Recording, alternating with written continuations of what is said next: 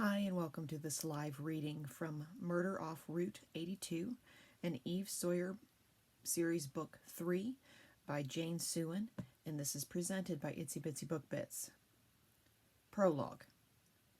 She had gone to meet him, and she was early, the first to appear. The cool, crisp air caressed her cheeks, sweeping away the unrelenting heat waves of summer. The lush green foliage had faded and surrendered to the changing season. The leaves swirled, dancing in the wind, their glorious fall colors of a kaleidoscope of changing patterns. The crunch of leaves under firm footsteps announced an arrival. She waited, plucking a rusty red leaf entangled in her hair and releasing it.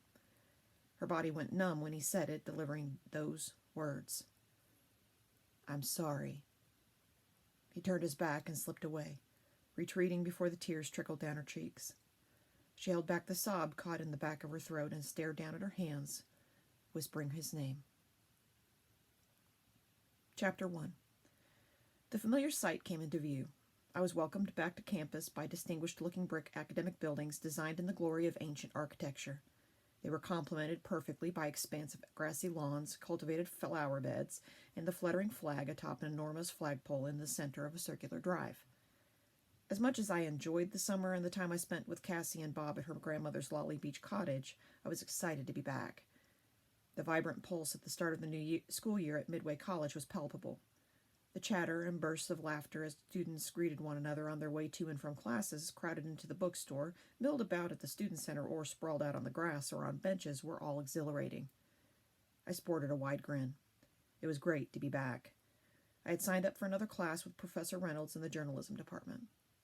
I made my way to the campus store to pick up some new pencils and a few other school supplies. "Eve!" I recognized that voice, rich, deep, and warm. I spotted the lanky build and watched as Bob Harding strode toward me where I stood at the end of the checkout line, his long legs picking up the pace.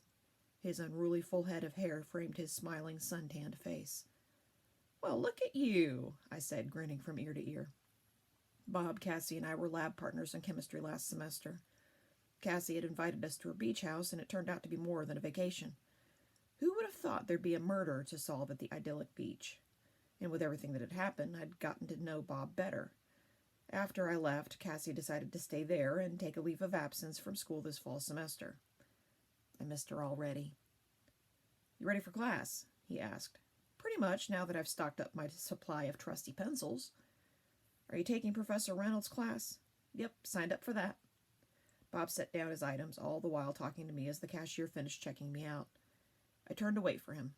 Bob was so organized, I would have thought he'd gotten everything already. He looked at me sheepishly, as if he'd read my mind. "Extras, in case," he said as the cashier stuffed a couple of items in his bag. We walked outside, pausing on the edge of the sidewalk to make room for the brisk foot traffic. I didn't want to leave, not yet. For a moment we stood, comfortable in each other's silence. I basked in the gentle warmth of the sun on my face and sucked in the clean air, smelling of earthy, fresh-cut grass. Somewhere in the distance, squeals and laughter erupted, adding to the noise around us. A student jostled me as he rushed by, reminding me to check the time. I glanced at my cell. "I've got to run," I said, making a quick mental calculation of the distance to my next class and how fast I could sprint. "Catch you later?" Bob smiled and nodded. The day sped by, images of new faces mixed in with sounds of easy and harder to pronounce names. The list of reading materials and homework was piling up quickly. I was ready to hit the ground running. I could already tell which classes I liked. I had to take one more prerequisite before I graduated, and with the rest I had some choice. As the end of the day approached, my mind started to wander. I had written notes on what I had to do to be organized. Before I plunged into my homework, I took a walk around campus. I loved this time of the year when nature turns the vibrant living greens into gorgeous yellow, orange, red, and every shade in between. A last hurrah before the icy breath of winter casts a deathly spell over the land. I walked down the familiar path around the circular arc in front of the campus before heading back toward the journalism building, the student center, and the bookstore that made up the hub of the student activity.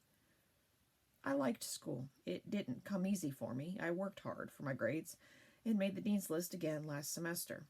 Mom was proud of me. I lived about an hour and a half away, which was close enough to go home on weekends when I could get away, but far enough that I could maintain my independence. It was a deal I made with my mom. She respected it and trusted me to do my own thing, even if it meant I'd be left to make my own mistakes.